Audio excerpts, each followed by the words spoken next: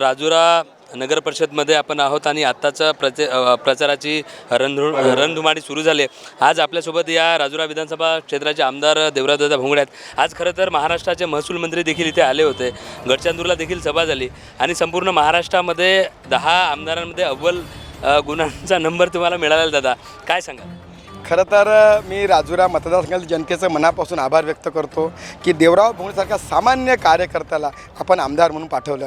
आणि आज जेव्हा राज्याचे महसूल मंत्री बावनकुळे साहेब सांगतात 288 आमदारापैकी पहिल्या 10 मध्ये तुमचा आमदार आहे, तेव्हा निश्चितच मनाला आनंद झाला। ज्या जनतेने मला आशीर्वाद दिला त्या जनतेची मनापासून आभार व्यक्त करतो। आणि आज या राजुरा असेल की गडचंदूर असेल, या दोन्ही नगरपालिकेमध्ये निश्चितच भारतीय जनता पक्षाचं कमळ हे फुलल्याशिवाय राहणार नाही। या ठिकाणचा विजय मला यासाठी आवश्यक आहे की या राजुरा शहराचा सर्वांगीण विकास करायचा। या ठिकाणचे रस्ते असेल, पिण्याच्या पाण्याची व्यवस्था असेल, 24 तास पाण्याची नवीन योजना असेल, एवढंच नसेल तर आमचा जो तलाव आहे त्या तलावाचं सौंदर्यीकरण असेल, भाजी मार्केट असेल, या ठिकाणचे जे व्यापारपेठ आहे, यासोबतच जे महिला बचत गट आहे, या प्रत्येक बचत गटाला 1 लाख रुपये अनुदान देऊन माझ्या महिलांना पायावर सक्षम करण्याकरिता, महिलांसाठी स्वयंरोजगार उभे करण्याकरिता आम्हाला या राजुरा शहरामध्ये एकदा जनतेच्या माध्यमातून आम्हाला या ठिकाणी सत्ता मिळवायची आहे। सत्ता नक्कीच 124 योजनांचा जो पाढा बावनकुळे साहेबांनी वाचलेला आहे।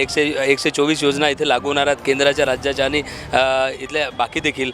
मात्र इथले विरोधक म्हणतात की आपण राजुरांना विकत घेऊ, अशी भाषा आपल्याकडे नव्हतं। यात काय तथ्य वाटते? तुम्ही आत्ता माझं भाषण ऐकलं, मी कुठेही असा शब्दप्रयोग केला नाही।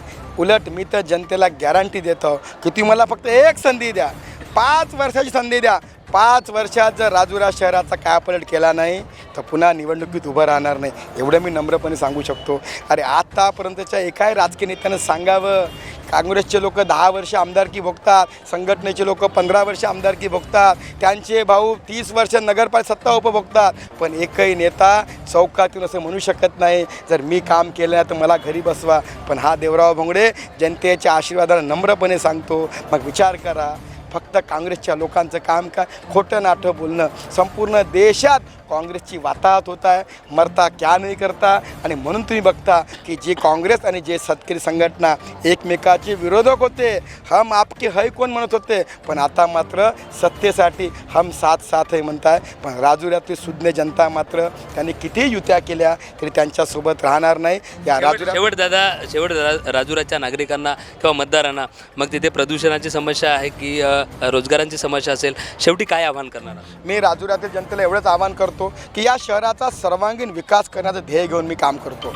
जर राजुरामध्ये जर कमळ फुललं, राधेशा मड्याने नगराध्यक्ष झाले, आमचे नगरसेवक जर बहुमतात निवडून आले तर 5 वर्षामध्ये या शहरात चांगले रस्ते, चांगल्या पिण्याच्या पाण्याची व्यवस्था, 24 तास नळाला पाणी, तलावाचं सौंदर्यीकरण, या शहराचा चेहरामोहरा बदलताना बाजाराचं नवीनीकरण, यासोबतच ज्या बचत गटाच्या महिला आहे त्यांना स्वतःच्या पायावर उभा करून रोजगार उपलब्ध करून देणं, यासाठी मला काम करायचं आहे। आणि निश्चितच या शहराचा सर्वांगीण विकासाकरिता राजुरा शहरातील जनता आपला आशीर्वाद या भारतीय जनता पक्षाच्या उमेदवाराला देऊन निश्चितच या शहराच्या विकासाकरता नगरपालिकेवर कमळ फुलल्याशिवाय राहणार नाही, याबद्दल आमच्या मनात कुठेही शंका नाही। नक्कीच हे होते देवराव दादा भोंगळे, आम्हाला सत्ता द्या, नक्कीच इथला विकास करू। मूलभूत जे कामं आहेत इथले, त्या मूलभूत कामं, रोजगार असेल, महिलांसाठी अनुदान असेल, अशा अनेक विविध योजना ते इथे घेऊन येत आहेत।